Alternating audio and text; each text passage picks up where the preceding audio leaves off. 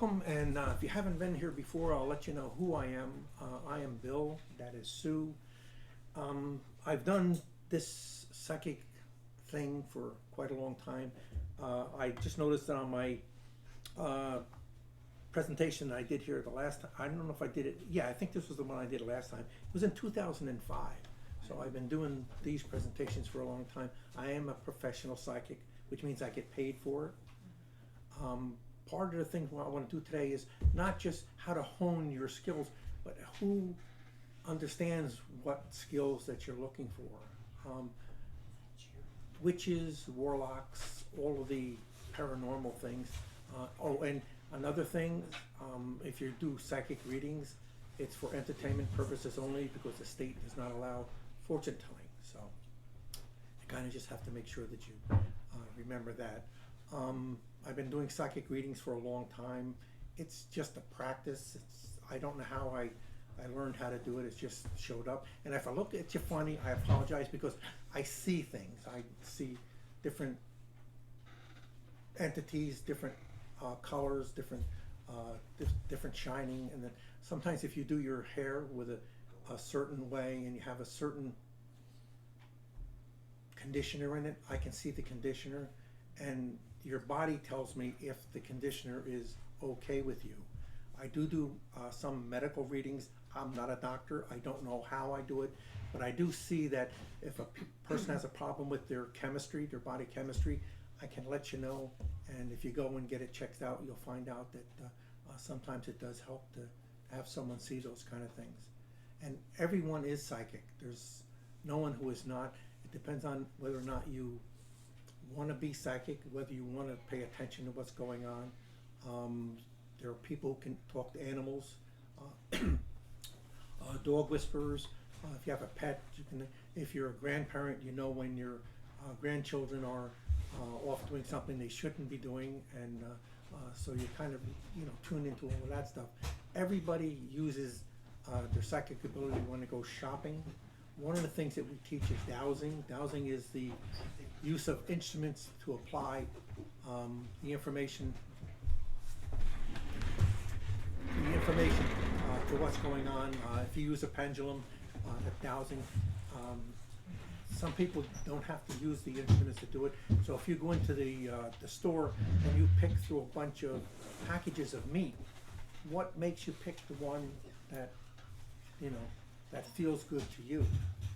That's your intuition, and that's called a psychic ability, and everybody has that. If you go to pick up apples, what makes that apple okay? It's just how you feel. If you pick up a bag of apples, you'll know whether it may not be good, it may be bad. So one of the questions that I have, is there anybody here who is a practicing psychic, meaning that they are professional? No? Okay. Is there anybody here who is what we call a practicing witch? They have things that they do at their home, the things that they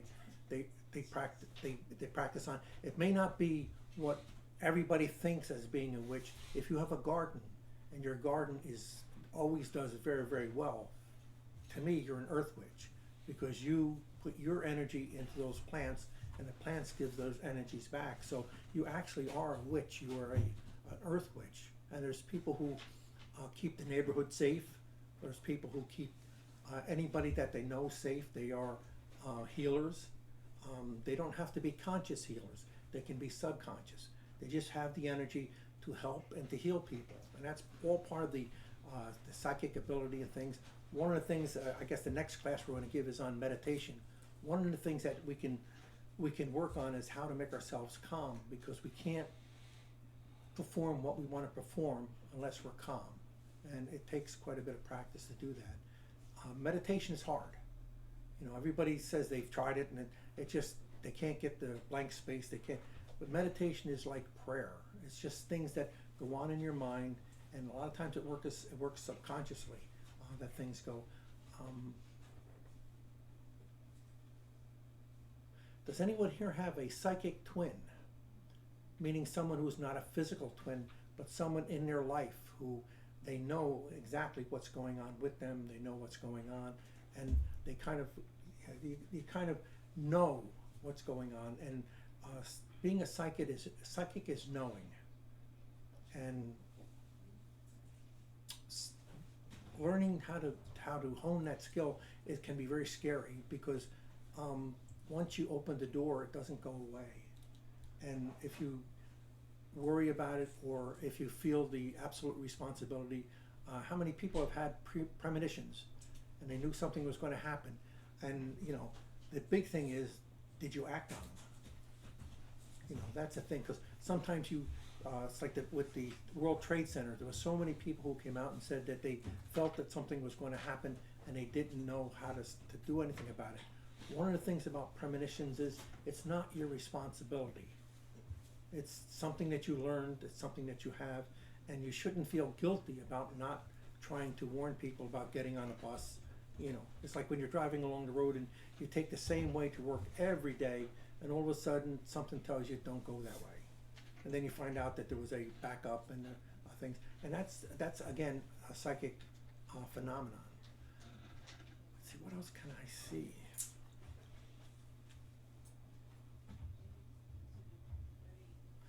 One of the things that we also practice with, using your intuition is music. How many people hear music all the time? Yeah. Music is the subconscious way of connecting with the universe. Sometimes we like the music we hear, sometimes we don't, and we interpret the sounds in the background as noise, and a lot of times it's just music. You're tuned in. And sometimes you get tuned in with a person, and that person will be in a certain situation, and we can feel their pain, their anxiety. Makes it very weird. One of the things we want to talk about is tools for your intuition. One is dowsing, and dowsing is the use of a pendulum or L-rods or some kind of mechanical device in order to hone your intuition, to give you a physical response. And if we use dowsing rods, and physical response would be, let's see, yes answer and a no answer. So I can ask questions, yes or no questions, and get answers for it. I can also get answers for other people because I've practiced at it. And it's a skill that you have to practice at. And I believe we're going to give a pendulum class. We're going to, March, April, May, and June, we're going to be introducing you to dowsing, which is a refresher course for some people, and then we're going to have a pendulum class, and then we're going to take you outside. We'll see if we can find some water. So you might want to pay attention to that. Yeah, and dowsing is just applied intuition, and again, it's a practice that you practice at and you learn, and it just kind of comes. The other thing is tools that we use is tarot cards. How many people read tarot cards? Yeah, tarot cards can be read many different ways. There are so many different decks out. It started in France as just a regular betting game. That's where some of the prettiest cards come from. But each card has a number of symbols on, and as you learn and you feel the cards, you'll know that those are the type of things that you want to be able to tell the person, or to do for your family, or do whatever. There are psychic fairs in the area. If you really want to get involved, go to this Renaissance fair that's down in Tuxedo Park in the summertime. It's a very interesting thing. You'll see dowsing, you'll see food vendors. There's a lot of different types of psychics down there. How many people have been to a psychic fair? Okay, yeah, that's psychic fair is they have many different people who do readings. I work at this Crystal Center, and they do 2 a year, and I get to see a lot of different psychics, a lot of different people who come in. Some people use bones. They throw the bones like you would throw dice. Other people do scrying with a mirror, or with a crystal bowl, or with a dish of water. And what happens is you look at it, and some messages come to your mind, and then you know what's going on. But there are a lot of tarot card readers that are out there. Sometimes if you know how to read tarot cards, it makes it hard for someone else to do a reading for you, because your interpretation of the card may be something different. And that's why it's very hard to do a reading for yourself, and sometimes a reading for a loved one or a family member. It gets to be very hard because you have a vested interest in it. And as you hone your psychic skills, you'll find that they come and go, depending on the weather, depending on how you feel, depending on how much information comes out. I don't know where I get the information from. It's like, where does a grandmother get the information, or the mother get the information about how their children are doing and what the children are doing? Who tells them? My mother used to tell me she had a little bird that would come and sit on her shoulder and tell her where I was and tell her what I was doing, and she was always right. I had a problem growing up where you get out with all your friends and you start to do something that's not that your mother would not approve. You would instantly hear it in your mind that that's what you should not do.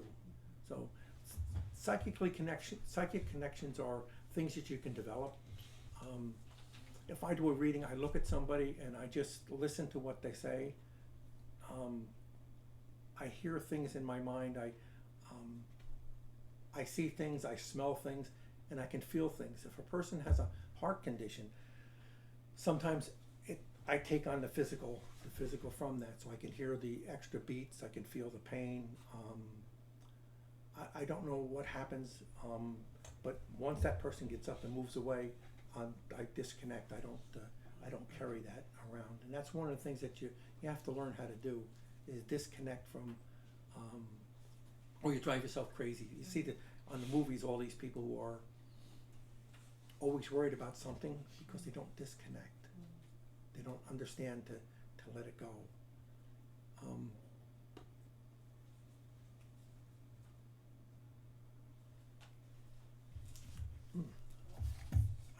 I hear something about feet, so I'm not sure if somebody has a real bad foot problem, or if somebody's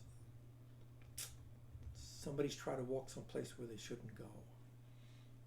But I just, that's what I hear. And since there's so many people here, I hear lots of things, and it's like everybody wants to hear. Now, are there any mediums in here? No? Okay, medium is someone who crosses over and connects with a person that has passed on. And it's a skill that you can learn. It's a skill you can practice. It is very emotional, because most of the time, people, when you pass, things are a whole lot different. It's not the same as being here. They say they can see what's here, but they don't see what's here. It's like, I always wondered, if I'm in a shower, could there be somebody watching me in the shower type? But that doesn't happen. It's just the subconscious connection with your mind that goes on with that. And if you want to be a medium, the best thing to do is practice meditation and ask to take care. There's a lot of books out there, and it's like channeling. Are there any channelers in here? A channeler is someone who gets messages from somewhere, aliens, from other different religions. There's a whole bunch of guides that come along, and how many people know their guide's name? Yeah, everybody has a guide, or two or three, depending on how much you need. It's hard to find out the names because they're busy, and they're not always with you. There might be someone else. So what you have to think about is, where does that name come from? What does the name mean to me? And what is the guide trying to do? Are you trying to be the best cook in the world? So you might have a guide who gives you secret recipes and gives you the inspiration to cook. If you want to be a painter, they call them muses, the same as guides. You suddenly know what to paint. You suddenly know, like come into the library, you suddenly know what book to pick up. You go to a bookstore, the book will fall off the shelf. Your guide is in there, this is the one you should read. So there's a lot of different tools that you can use for your to hone your skills. Biggest one though is meditation. It's allowing your subconscious to roam free and to become things. Are there any writers in here who are poets or writing a book and do things? This is one of the things that you have that sometimes we get a writer's block. In other words, we don't know what's going on, we can't, or we're working on a project, we kinda get stumped because something else is taking the place of it, something else is in there. So you really have to meditate and think about, and meditation is just thinking about what you wanna think about and not take the rest of the world into context. Has anybody noticed the change in the universe in the past, week or so? That there's been some big things that went on. And so you notice that you feel different, you notice that you hear different, and sometimes we get a push to do things differently. So there was, I keep yelling at her because I see these big changes coming in all of the things that are going on, but we don't have control over it. The only thing we have control over is ourselves. And that's one of the things about being psychic. You really, it's not a programmed thing, it's not the same every day. And you need to kind of relax and take part in whatever's going on. Let's see, what can I say? Oh, let's see, yeah, the meditation, and I have dowsing, and if you wanted to do psychic readings, you really need to know about symbols, because different people have different symbols that they carry within themselves. If you are a religious person, there are certain symbols and things that go along with your religion that mean something to you, but it may not mean something to the person that's doing the reading. So what you need to do is, if you're going to do readings, is just learn some symbols. I'm trying to think of the psychic, John Edwards. How many people have seen John Edwards? Okay, what you think? Great. Yeah. Have you ever met him in person? Yeah, I had the reading in his house Oh, Okay. did you? Great. before he was on television, Yeah. and he was spot on. Yeah. He knew things. I came out of there with goose pimples in my arm. Yeah. Yeah, we went to see him down in Terrytown, and part of group reading. It's fantastic. He's And just he marvelous. practices things, and he has a whole set of symbols that mean something to him. A white rose, a red rose, a black rose, sometimes birds, all of these things. But he's taught himself on how to adjust, and to, when it's a group reading, how he can center on one person and kind of close in all of the other chattering that goes on in there. So you need to know sometimes what a symbol is, because a symbol will come to your mind if you're doing the reading, and it may not mean anything to you, but it belongs to the other person. That's one of the things about being psychic, and learning how to adjust to the universe in that way, because a lot of times it's not us. It's actually you that the message is for. So you just kind of practice on learning symbols, and some basic symbols are always there. Most people believe in in what they have. So if you're doing a reading and you talk to that person, they're going to tell you something that doesn't mean anything to you. And then all of a sudden the answer will come, and you'll be able to tell that person what's going on. And it's like if you walk in the park, the trees talk to you, the animals talk to you, the birds talk to you. It just takes practice and concentration to listen. You just kind of have to ease up on yourself. So, let's see, what else can I see? Oh, it says separate yourself from the equation. In other words, if you're going to do readings, or if you want to be psychically connected, you need to separate yourself out of the equation, because everybody has biases and prejudices.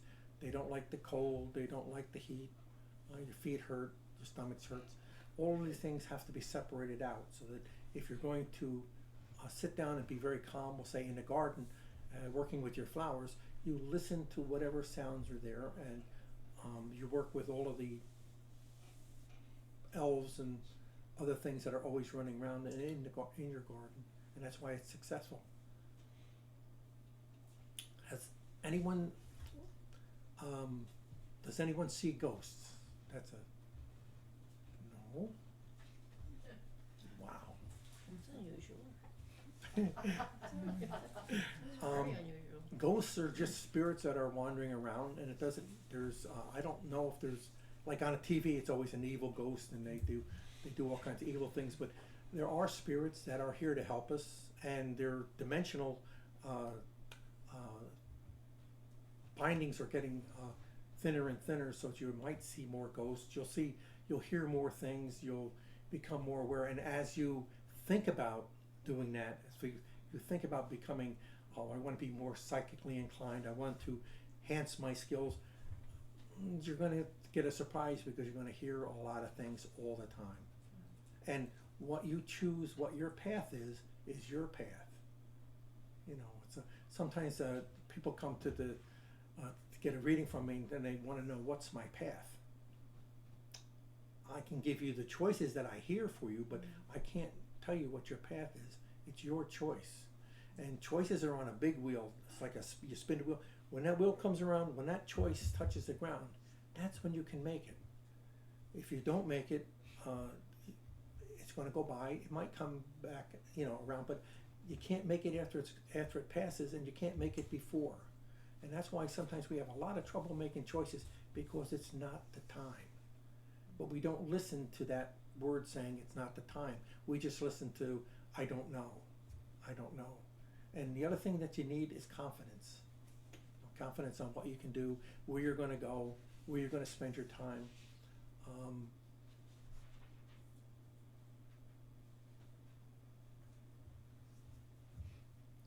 Does somebody use a typewriter, a regular typewriter? Because I hear the keys clacking. You use a typewriter? I hear clear keys clacking, like someone is a writer, but they're not able to let the. I was just say I'm a writer and an artist, and I have my keyboard, but I have it set up to click like a typewriter. Because Okay. as a kid, I always used always had. For some reason, it's very important that the sound, because sound is production, and does anyone here use, I don't mean to be personal, a hearing aid? Because I hear that there's someone who has a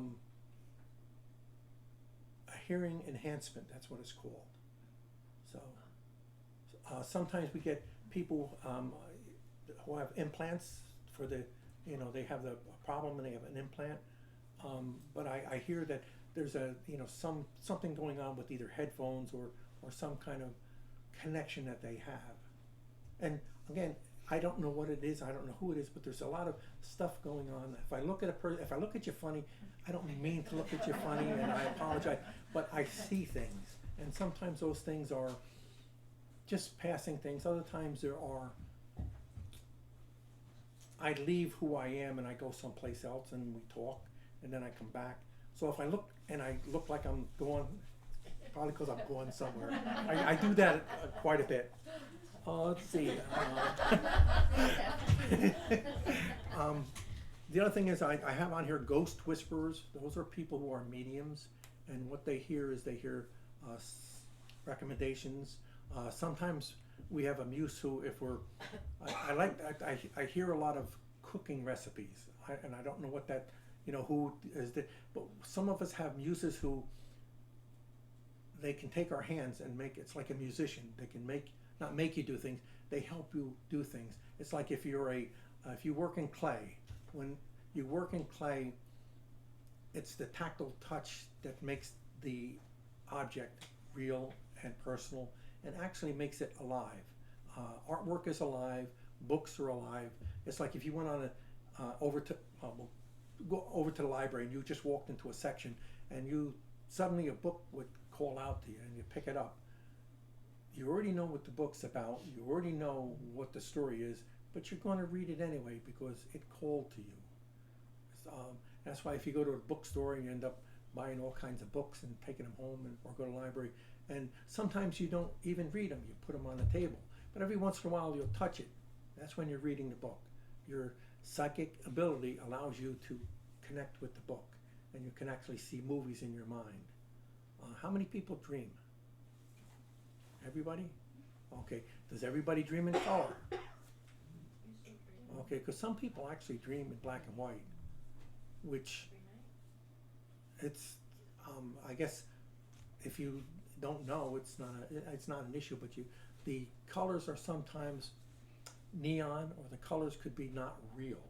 And that's what makes dreams so disturbing. And you can also, if you wanted to become a dream interpreter, there's a lot of books out there. Again, you would have to learn signs and symbols. And if you ever go, how many people have been to a dream interpreter? Anybody? If you sit with a dream interpreter and you start to talk the dream, sometimes that dream interpreter can force that dream to come back. When you dream, can you wake up and go get a glass of water, come back in, and start the dream again?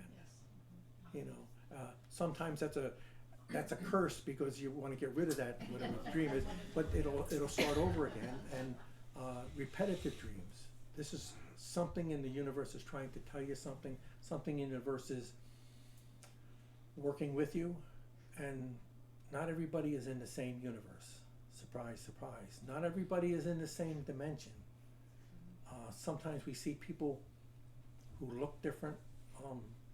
Maybe it's an alien in Pine Bush or something, but they look different. I use the word taste and smell because they may not be from here. Is anybody going overseas and going to Spain or Italy and find that the people are different? They're not the same. They don't have the same flavor as we have. And sometimes if you go, we'll say even down south, if you went down south, but there's so many northerners down there, it'd be hard to tell if there was. But a southerner is a different person.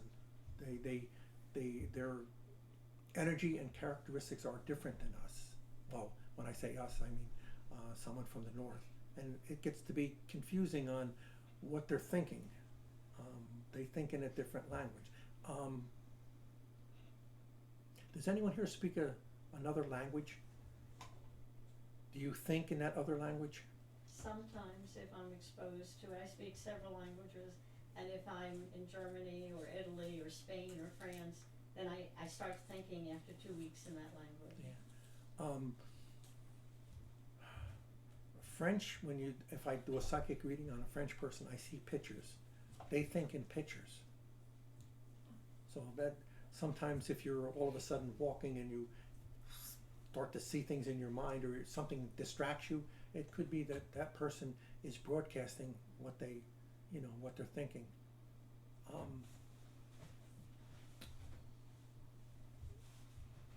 I don't like to bring religion into it because it offends somebody. I don't mean to offend anybody, but if you sit in we'll say a church setting, you can tell how many people are not paying attention to the sermon. You can tell how many people are not on board with what's going on, because it's such a quiet area, and the church is normally designed to hold the energy in and to broadcast the energy in there. If you've been to a cathedral, even overseas, the cathedrals are spectacular on how they handle energy.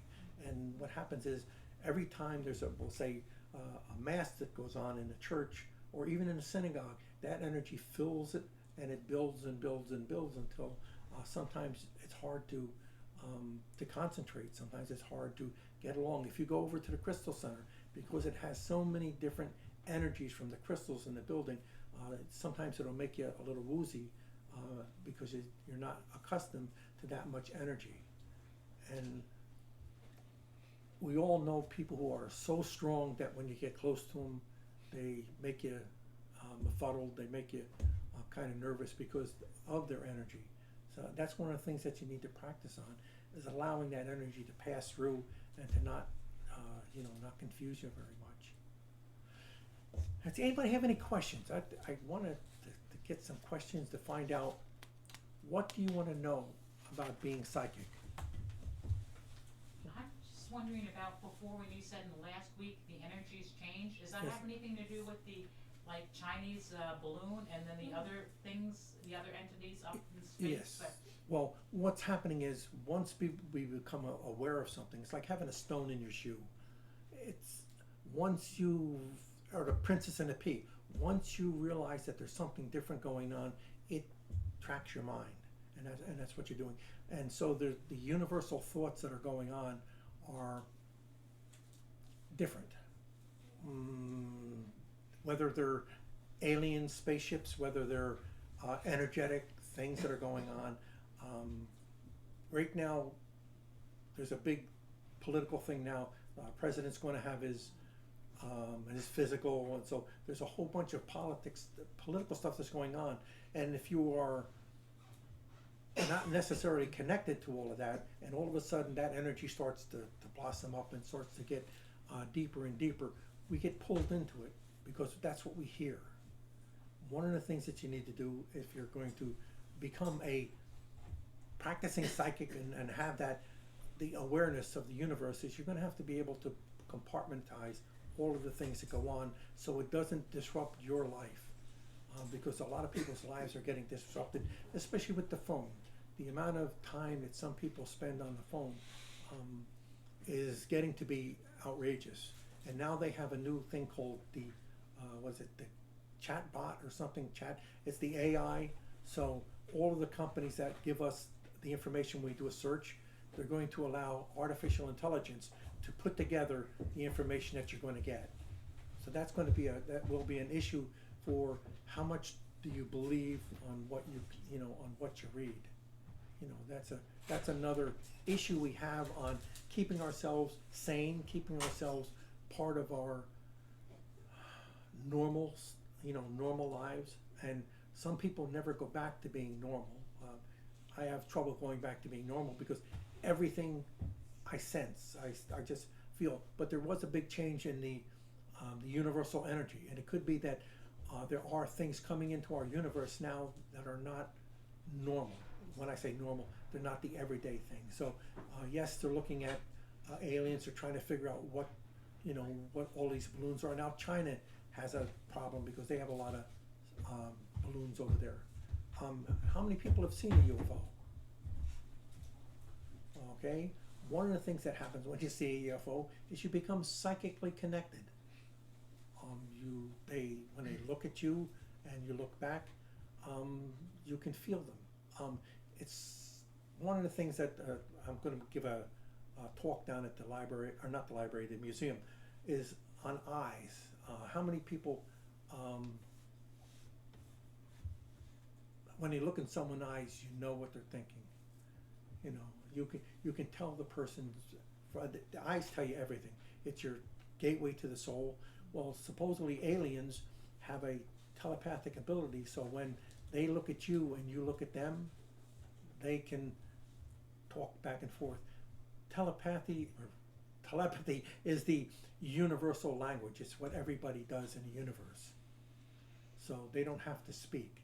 They don't have to say anything. It's like if you remember when you first had your puppy love and your first love, you didn't have to talk. All you had to do was be close. And whether it's holding hands or looking in each other's eyes, you knew what was going on. And it made you very happy.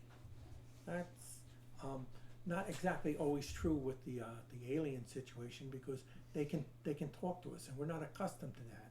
We don't listen. If you are a hunter and you go out and you hunt, they tell you don't look at the game until you're ready to shoot it or whatever, because they'll recognize it. It's like if you have squirrels in your yard and you look out your window, that squirrel will turn around and look at you. Even though he's not looking at us, they'll look at you. Same with deer. Deer can sense who you are and they'll look right at you. And we're mesmerized by their eyes. That's one of the things. And owls are another animal that draws us to look at their eyes. And I'll tell you a little secret, owls' eyes are not round like our eyes. They're more cone-shaped, and they see things a lot differently than we do. So, and they're going to put an owl person or somebody down at the museum and give a talk on, the owls in the area. See, what else can I see? What else can I hear? Oh, let's see. Oh, and you got to find a space where you're safe and to learn your psychic abilities. A safe space could be sitting at your kitchen table. It could be on a couch in front of the TV set. It could be walking around, but you need to feel safe because if you open up, there'll be a lot of energy that comes in, a lot of different energy, and sometimes the energy comes through our heart, and because that's the seat of our soul, and that's where everything that you need to know comes from and comes to. This is why, if you look at the knights and stuff, they had armor on, and that was to protect their heart, because you can't be a warrior if you allow your heart to get open, because then you wouldn't do the things that it's expected of you. So.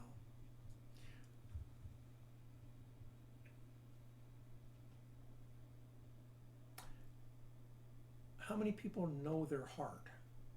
They know who they are. I mean, really know who they are. And how many people are still looking for on who they are? Yeah. It's a matter of trust. The first person you have to trust more than anything else is yourself. And that's where the confidence comes in.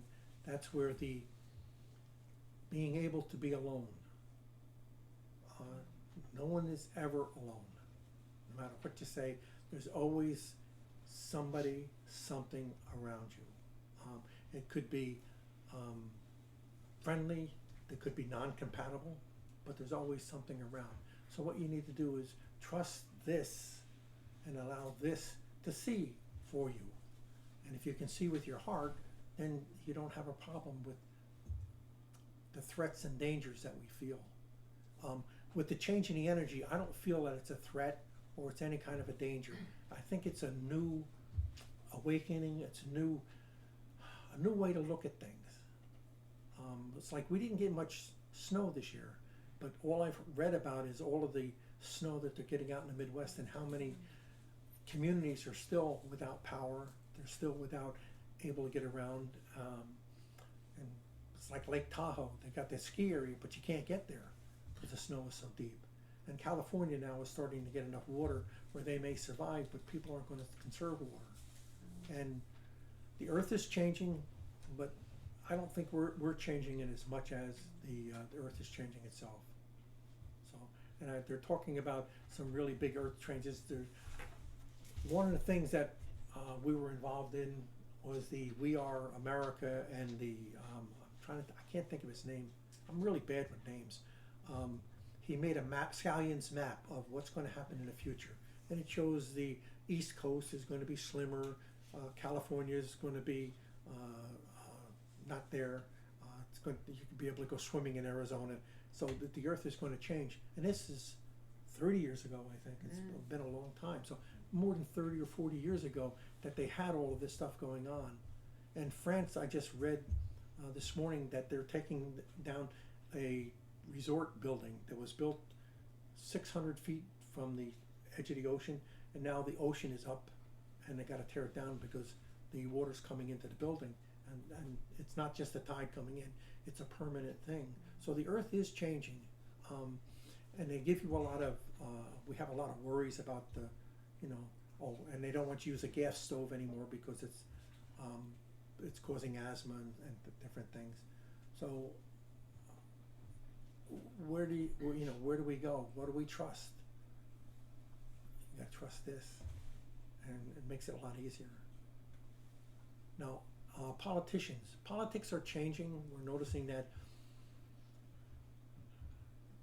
they're becoming more vocal, and if you think that your senator or the House of Representatives, you think that they read every bill that they see, most of those bills are around 1,000 pages or 2,000 pages. So they have a committee or a group that reads and for them, and depending on how that group interprets it, it might be how that law gets passed. And what we hear about when they say we have one law, that's generally in a bundle of 100 or 200 laws, so they only put out the one that they want you to hear. The way to connect with all of that is use your heart. Think about it with your heart. Doesn't mean you have to be Democrat or Republican, but be who you are, and that's the thing about being a psychic person.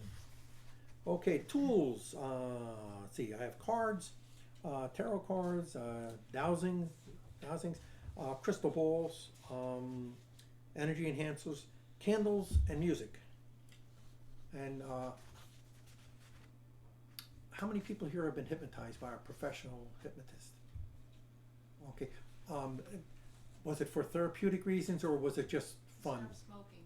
I'll stop smoking. Did it work? Yes, Okay. never smoked again. Oh, it's, both Sue and I are certified hypnotherapists. We got certified because of the UFO thing that we had, but we found out that when you hypnotize someone and you regress them, once you open Pandora's box, it doesn't go away. So you're going to have to take care of that person if you have any kind of heart or anything, or you're going to send them to a therapist. Therapists are fun, I guess. They seem to take people and help them, but the help lasts a long time. And that's one of the things about being, if you're a psychic reader, it's against the law to tell fortunes in New York State because people have been strung along and given up their whole life savings and things by someone who has told them how to save his life and to get rid of demons and all of that stuff. So again, hypnotism is good. All hypnotism is self-hypnotism. You do it yourself. There's just someone who guides you. So a hypnotherapist would be one to guide you. If you buy a tape or you buy a tape CD or you listen on YouTube or something, if you have a candle and you look at the candle while you're listening to this, it will take your concentration and ease it away, and you'll be able to hypnotize yourself with whatever message that you need. And one of the things that they say about hypnotism, you cannot be forced to do anything that you don't want to do. Who knows what you want to do? That's the thing. So if you want to give up smoking, it is a really good way to do it, and it doesn't hurt. If you want to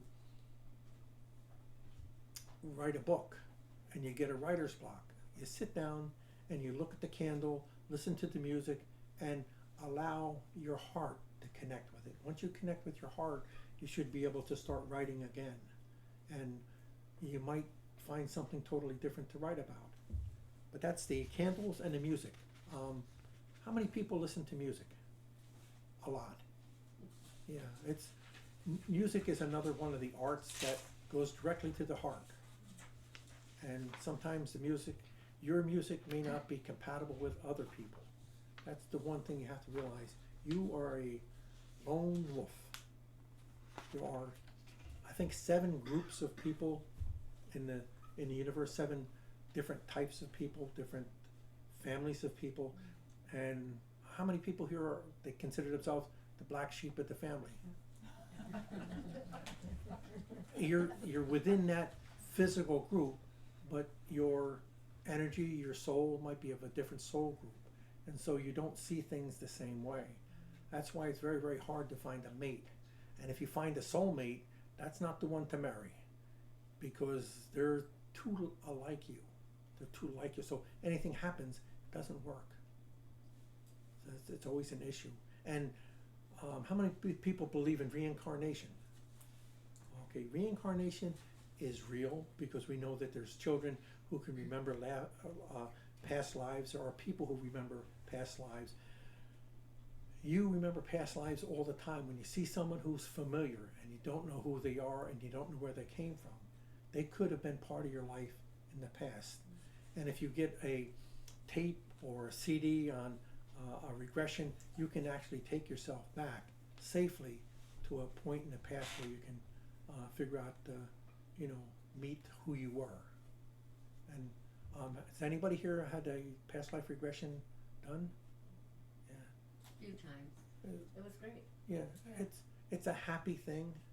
Now, Sue does past life regressions, and we might do something like that for the library then.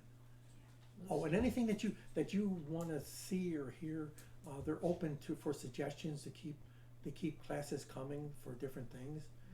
But past life regression is fun. It can be scary because you realize things about yourself that you didn't know, and it can be happy. Most of the time, it's very happy, but it can make you sad because sometimes things are not always the way we want them to be. It's like fear of spiders. How many people have a fear of spiders, or snakes, or any kind of strange non-common thing we might be afraid of. Ice. I'm definitely afraid of glass. Height. That has to be overcome. I don't know what does with the height. I was a hang glider pilot, and I used to run off the side of the mountain. It's just, and then, but once you get up at 5,000 feet and you're just looking down and there's nothing, I mean, the only trouble is you have to come back down, and that's the thing. So it sometimes can get to be an issue, and sometimes maybe something happened in our past life that causes us to be fearful, and the only way to overcome that, it might be one of the lessons that we have to learn in this life, is get over our fear of heights, because there might be sometimes when it's necessary to do that. Or get over your fear of spiders, get over your fear of snakes. Just, see what else? Fear of. And every time I'm on the internet, I see all these people who have all these fears, and they go to a therapist. And a therapist works with them, you know, and or if you have a parent who they know you have a fear, and they harp on it until it goes away. I disliked mustard as a child. The color, everything, and my father used to smear it on my arm. But I overcame my fear of it, but it was not fun. But that's one of the things that that a therapist can do, is you can bring up the thing until you get relaxed with it. And again, it's relaxing, and let's see, what else can I see? One of the things about a psychic is protecting yourself. They say there's a lot of different ways to protect yourself. We protect our body by wearing the clothes that we have. Sometimes we protect our persona by wearing a costume.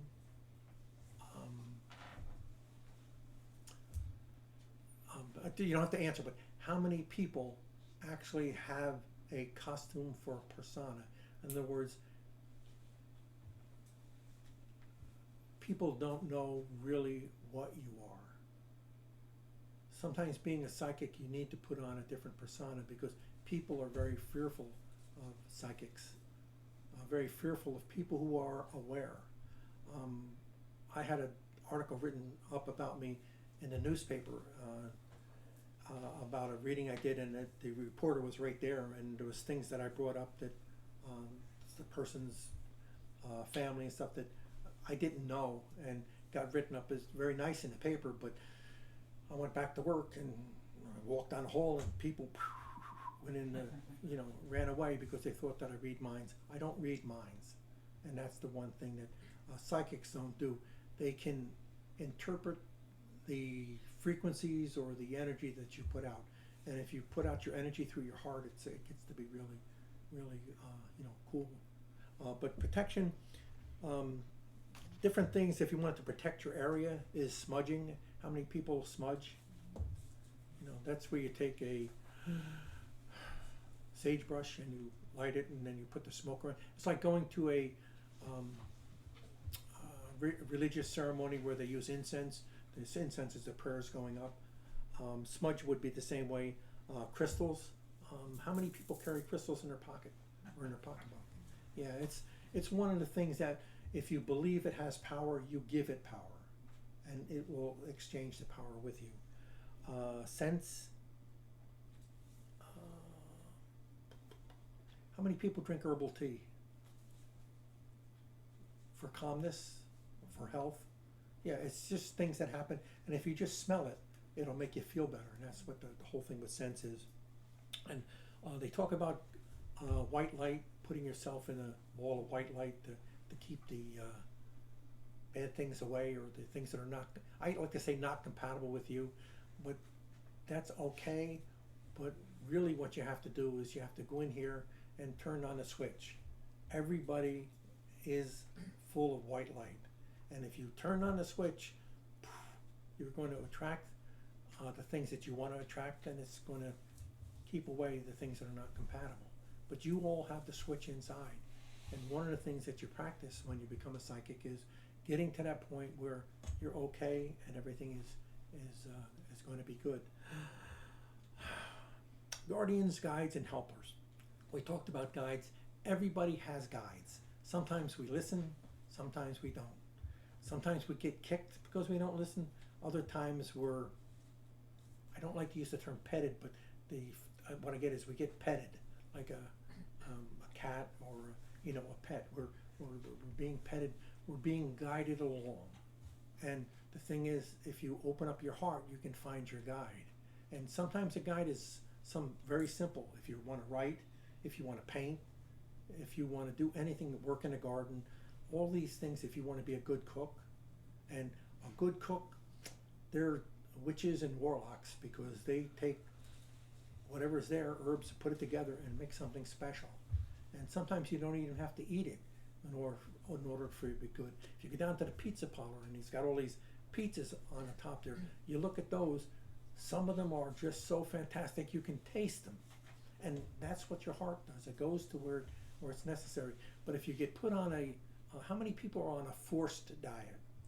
Like if you go to the doctor and they say, you gotta do that, that's the worst kind of diet there is. Because what it tells you is, you can't. And there's no such thing as can't. That's one thing about learning to be psychic and using your psychic power. There's nothing that you can't do. It might be hard, it might be challenging. And it's like going down a river. You get on a boat and go down the river, and if there's rocks in the river, you're going to have to steer around them. They become challenges. They're not obstacles, they're just challenges. So as we become more psychic, we become more aware of the challenges. And what we, as a practicing psychic, if you're going to help people and stuff, you need to see other people's challenges. But you have to remember, it's their challenges. You can't make them change. And you can only change yourself. You can change your perception of other people. So if you have somebody that's a real nag and you don't like to be around them, what you have to do is, change your perception. Find something nice. Everybody has something nice about them. Even though sometimes it's hard to find, but everybody has something nice. So if we want to be part of the universe, we have to see that. We have to see the niceness. And if it's not compatible with us, then we have to kind of just avoid that. Because you can't change somebody. We can beat it into them, but it doesn't change them. Any questions on anything? Please. Ooh. Is there a way of, like, if you have challenges with people and it's time to let them go, is there ways of cutting the cords? Yes. Just let them go. Every time I go, and let's say on a psychic fair, I'll sit there and I'll read 10, 15 people a day in a short amount of time. They get up and walk away, and I tell them, when you leave, I won't recognize you because I see you from here. I don't see you from here. So even if you just walk around, I might recognize your clothes. I don't recognize the readings. I don't recognize the person.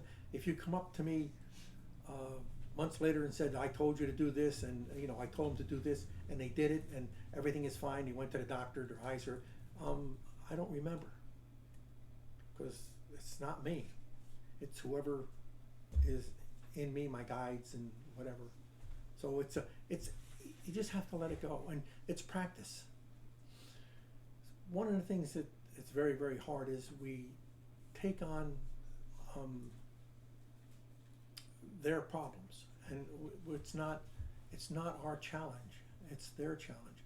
And sometimes with our children or grandchildren, we try to make the best for them because we don't want to see anybody fail, but we can't always make them what they want to be. We can help them, we can suggest, we can put our arm around them, we can do all the things that make it nice, but we really can't do that. If we could, then the world would be filled with 7 or 8 people all doing the same exact thing, but it doesn't happen that way. Let's see, what do it says be sure to end all readings and close the session. In other words, if you have a problem with someone, or if you have something that's going on, or if you're doing a reading, or you're just talking to someone, there comes a time when you have to cut it off. And it's very, very simple. You just hang up the phone.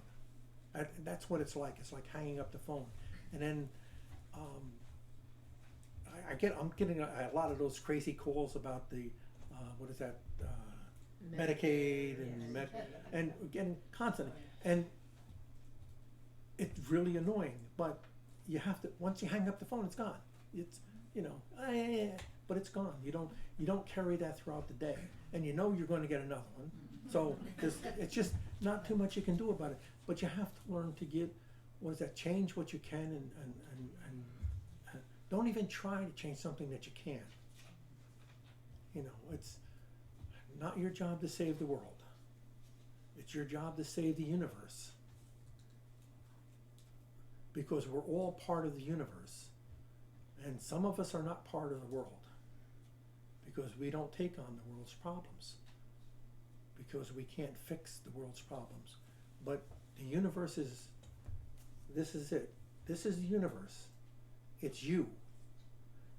You have, you know, you're the universe. If you disappear, everything disappears. But you have a universe, then you have family, friends, and they're all in little circles out and around. You can move any one of them in and out.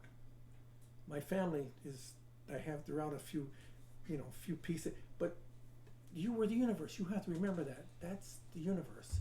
Because, and if something happens, you have to make your universe the best it can be.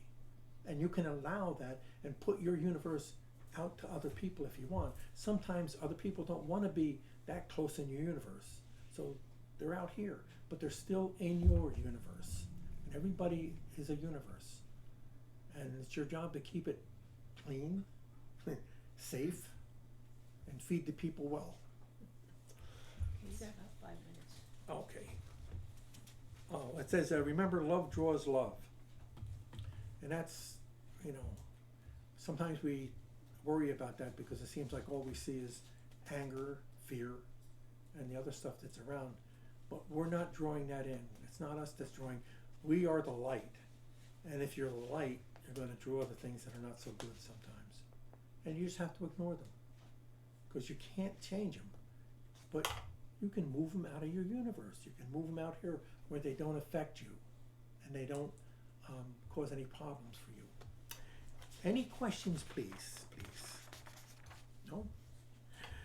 Oh, it says, you are the messenger. Messengers are for your client. Be kind and understanding, and do not carry their burdens. And your purpose in life is to get through this life and to go to the next. And as we progress, we raise our energy levels, we raise our dimensional levels. Eventually, we can become rulers of our own universe, and not just the little one that we have. Okay, no questions? No thoughts? No nothing? Wow. You've mesmerized them. When my father passed away, I tell my one sister, she goes to card readings and all that, and I used to tell her that I was talking to birds because Dad is in, you know, robins, because he would always joke about the robins. And whenever I walk my dachshund, there always seemed to be a robin on my lawn after he passed away. And then I was telling her, I always tell her all these different signs I see, and she said, you know, Dad can't be in every bird, you know. And I'm walking past this robin one morning, and I said, Dad, you can't be in birds anymore. Sorry, Dolores said I'm seeing too many, you know, whatever. And then that morning, I went into the house with the dog, and a bird flew into the house.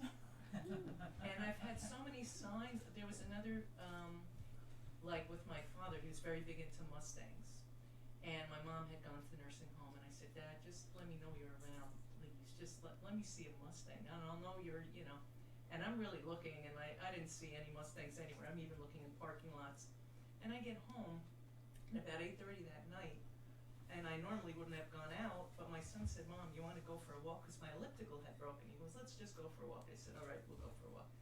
I opened the front door, and right across the street, there's a Mustang is parked right in front of the door. So, I mean, I've seen, and I write these down, I keep lists of like my mom and my dad and all these different things, and are these I mean, are they trying to, or am I making too much of these things? No, it's just that and- this is what happens.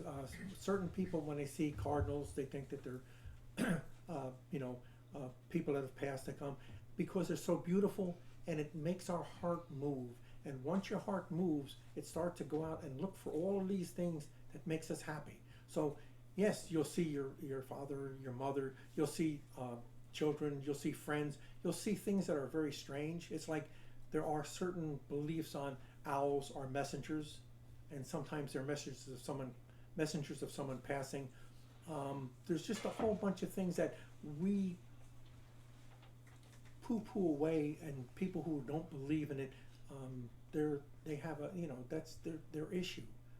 You don't always get to see your parents. You don't always get to see the things that you expect in a dream. So sometimes it can be very shocking when it happens, and it depends on where your heart's connected. And you know, you got to get it plugged into something. And the thing is, sometimes if you really want to be happy, what's going to make you happy? No one else knows. No one else can do it. You have to be ready to be that way. I went to a few Native American sweat lodges and stuff locally, and there was one young lady who had a lot of trouble brushing off the people who were not compatible with her. It seemed like it always showed up. So we talked about how do you protect your heart, and so what I told her is she has Venetian blinds. When she wants to connect to someone, she'll open it up, and if she doesn't, she just closes it down. Doesn't mean, but you got to remember, when you close it down, it stops the two-way. It's very hard to get it open to just, but she has a mechanism where she can actually physically, you know, not get you know, bothered by these people that there are good people in the world, and there's people who are not compatible with you. And how do you get rid of, or how do you keep away the incompatible people? You just have to, you know, find a way. And her way was with it. And it was funny because we walked around at night around the sweat lodge, and when the people would come out of the sweat lodge, they were different. Because of the things that they had done. So we would laugh, and you know, we helped out on make sure they got water and stuff. But yeah, she was able to make her survival much better by doing that. And that's what it is. It's all about the heart. Okay, that's it. All right. Oh, it says, you remember, for legal reasons, it says it's for entertainment purposes only. And because you don't want to have the governor come after you and say that you're not good. Well, thank you all for coming. And if you have any suggestions on what other things that you might want to hear about, anything, you know, talk to Ed, talk to somebody, and we'll see if we can do things, or someone else.